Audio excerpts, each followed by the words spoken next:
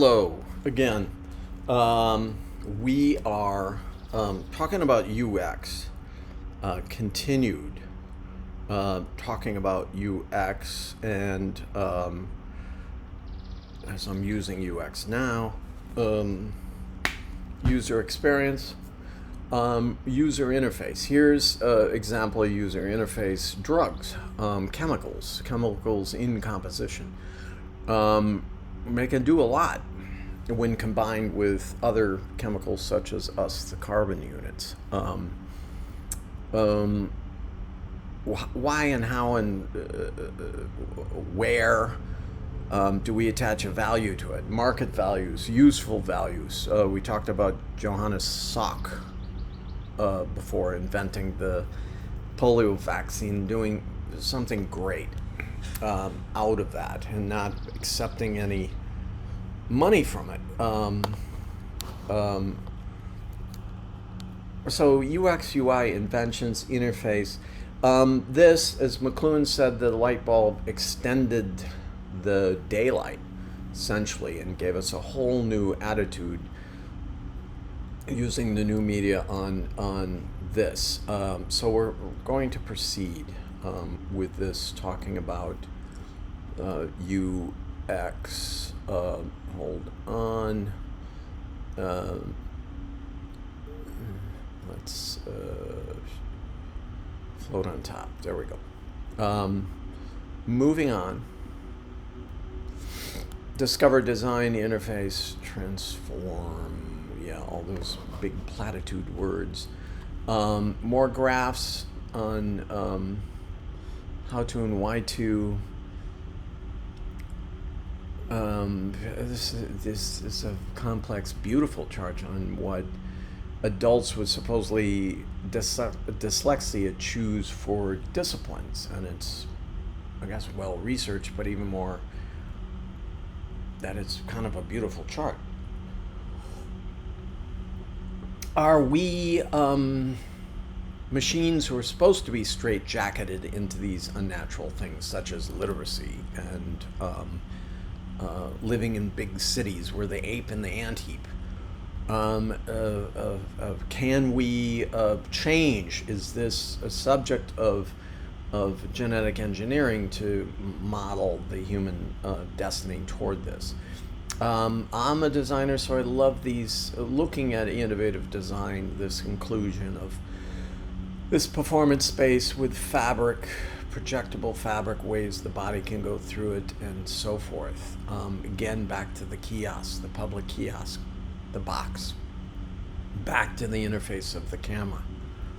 The old hospital room, operating room with the bed, cut them open. To what extent, what are the binary relationships of more or less preventative medicine, maybe Eastern forms of religion, and a Western form of operating, cutting out, realigning, plumbing,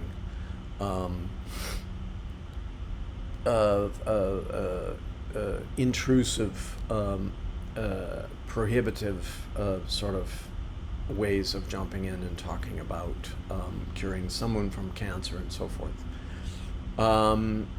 Shoes. I've had students design shoes. I think simple, mundane things such as shoes, important things such as shoes, are a fascinating thing. This was done with a 3D printer. We're going to experiment with 3D printing in this class. And back to the model as a form, back to just shifting our ideas. This is a dwelling on a hill, rendering itself to the kind of nature of the hill, sloping, but within that we have areas of where human beings can progress with gravity and so forth. Very interesting solution. This is the idea. You've seen these in malls where you can deal with virtual soccer games and have an interface with an infrared camera, kind of a connect, project and receive information from it. These things used to be about $100,000, and you can jury rig one for maybe $3,000-4,000 with a projector and a laptop and so forth. How do we design the interior, the car design? This summer we're going to the Ferrari factory to understand what is the difference between generally Detroit and Ferrari. What is the relationship between the interior and the exterior? Why and how does the exterior style reflect a refinement on the inside? I understood from a student last time we went there that actually they had started since the 90s designing Ferraris slower because it was killing their drivers. That they'd reached the point of motor reaction on their drivers, that the car was too fast, too powerful, and it was too beautiful. It was killing its drivers. So this is at what point does the interface between human and machine actually stretch the limit of the human pretty fast. Interior space, interface, just visual interface, but with the inclusion of light. All my charts, all my ideas of the world, taxonomies of the future, possible, plausible, profitable. We talk probable, preferable. This is, according to Gebser, the essence of the Renaissance painter's idea.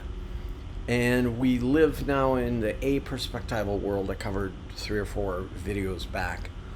And we want to predict the future, to manage outcomes, but it develops into a complex system.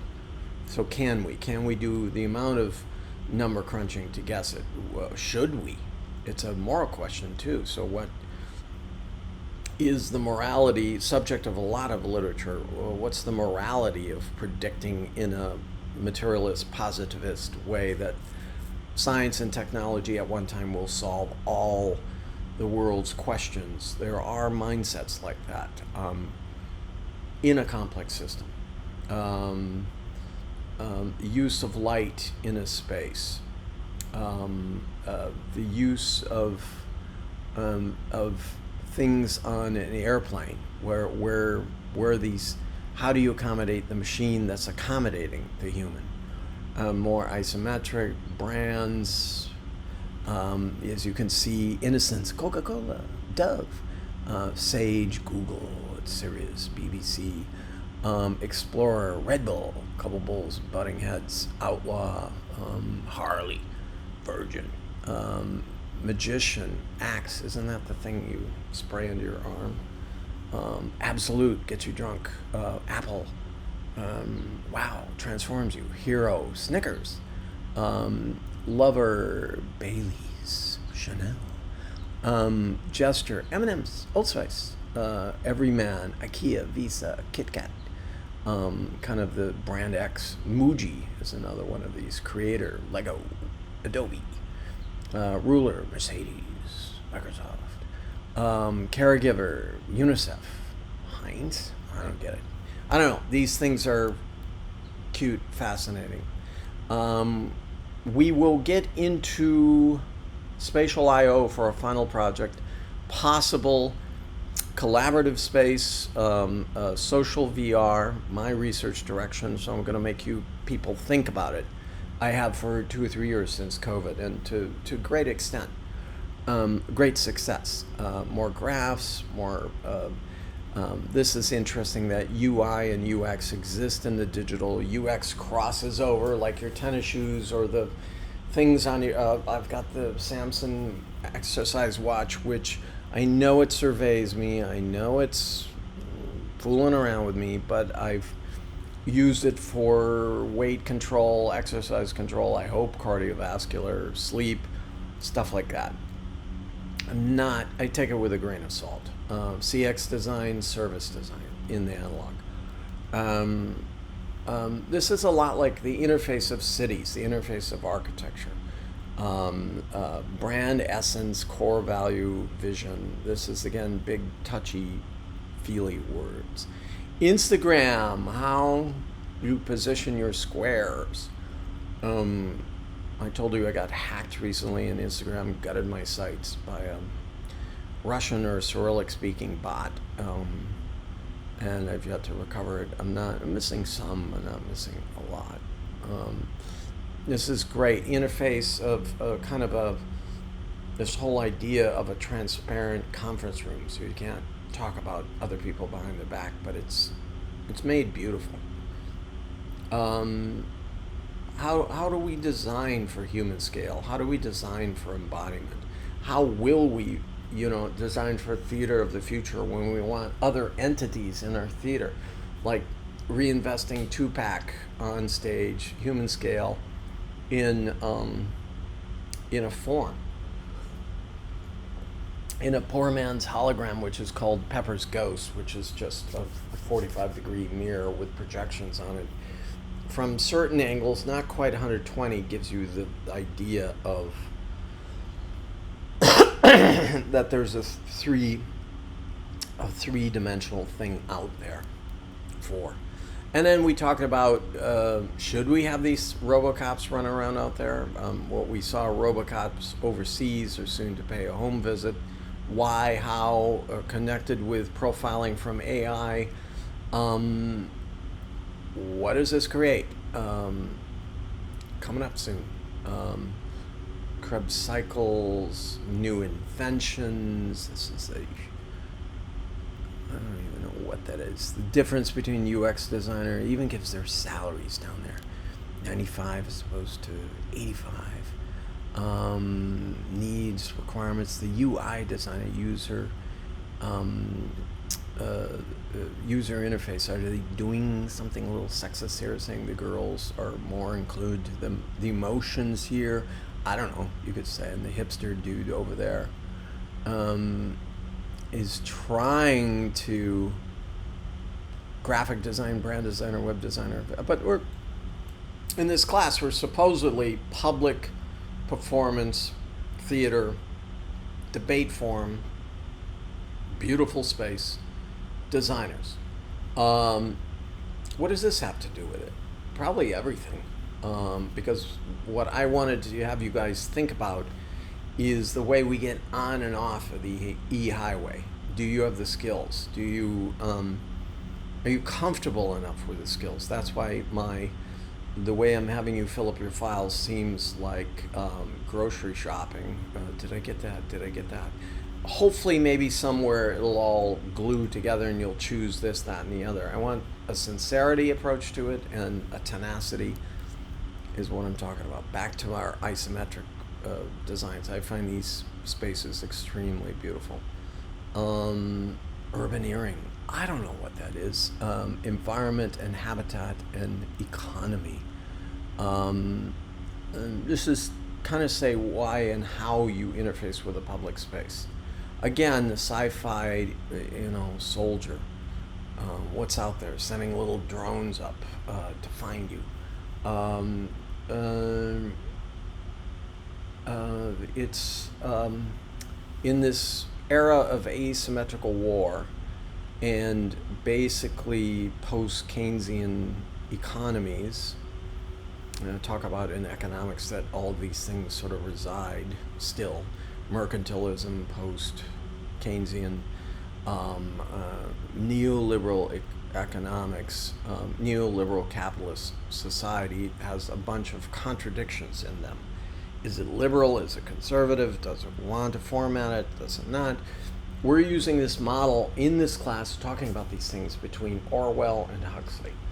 A future that is rigidified, denying of materiality, denying of embodiment, Epicureanism, sexuality, and so forth, with a Huxleyan society which is an affirmation of embodiment to such an extent that you become a child or a sheep or a mere sensualist. Who would these guys be looking for? The anti-Orwellian or anti-Huxleyan? I contend both. The anti-Huxleyan is the monk, the ascetic, the person who shuts down, doesn't have TV, whatever. And his or her friends go, "What's wrong with you, man? Why are you doing this?"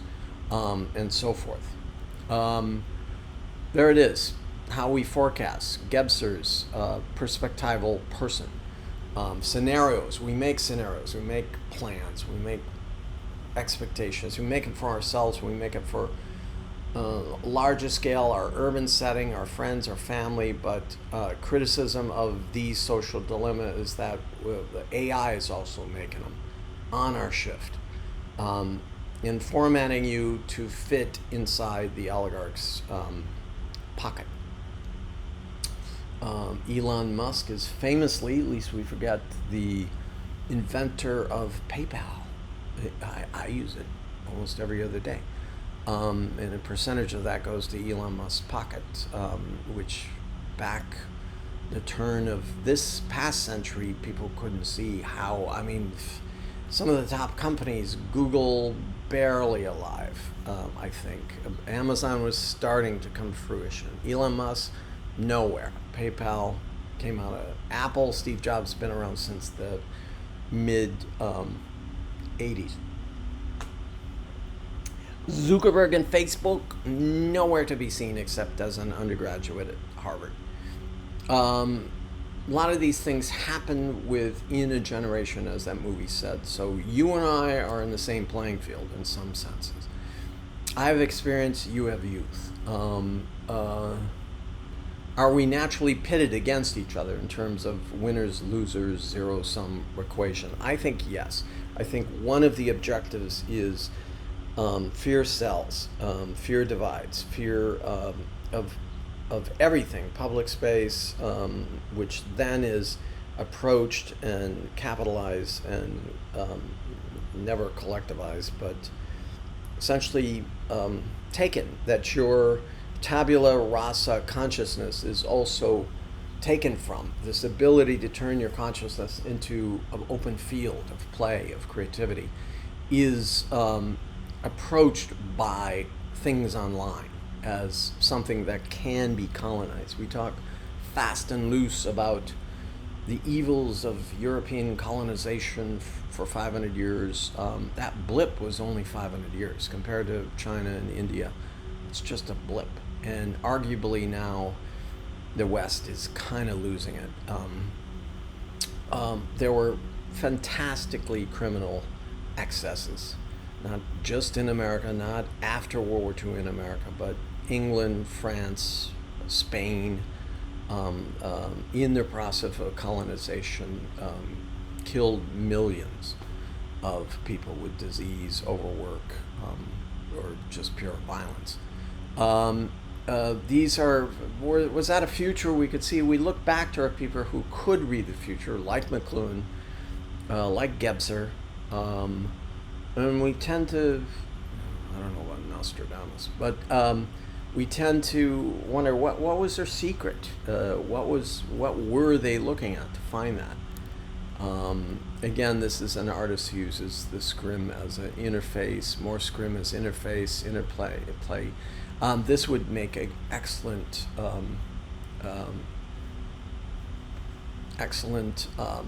projectable surface. Back to machines and screens.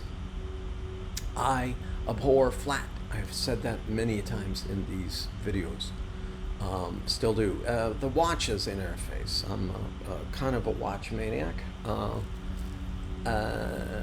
It is an interesting thing, both masculine and feminine, tended by ruggedness, but refinement. The Swiss have carved themselves out as the watchmakers. Japanese also, but what is a watch? What's this in? As McLuhan has said, that's a tyrannical face. It's telling you what you should be as the second hand sweeps around. I think it was him who famously said that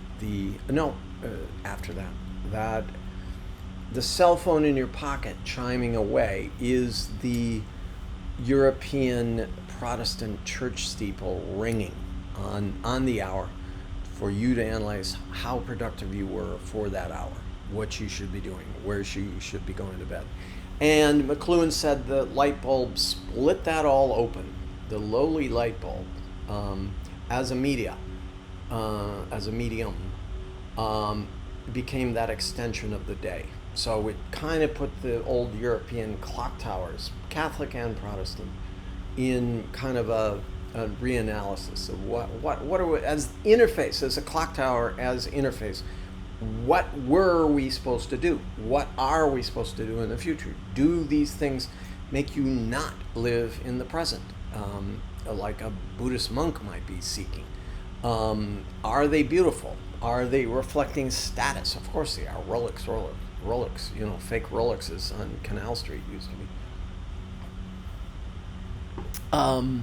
Interesting UX UI.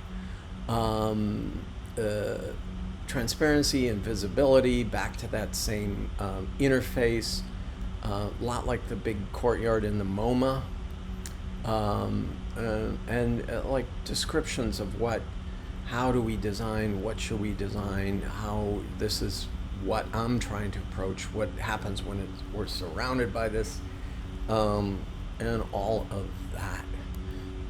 Houses that play with the counterpoint of vertical, the hill, interfacing with reality, interfacing with an idea of modernity, like Dieter Rams.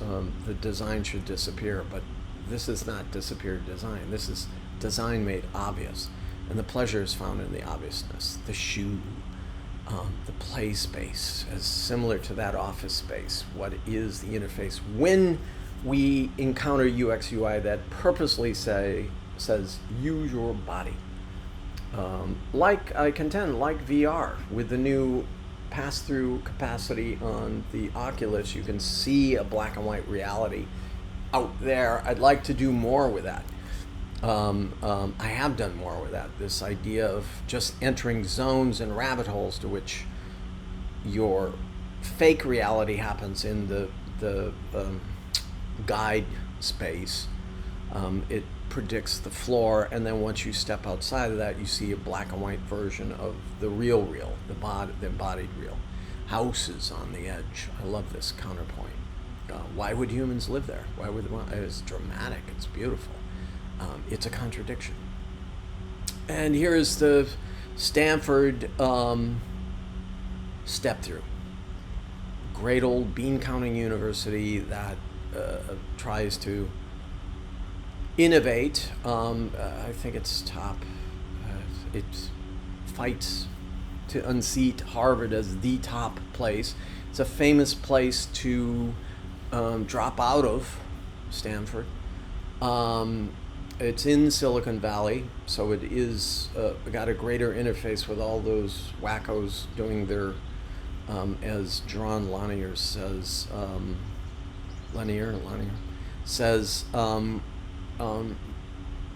digital Maoists, that they believe in the emancipation of the masses, yet they want to do it as an autocrat.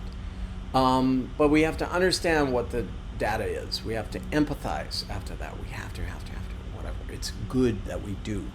Gain deep understanding of intended user experience, analyze, collect data, and identify, diverge. Basically, define and ideate is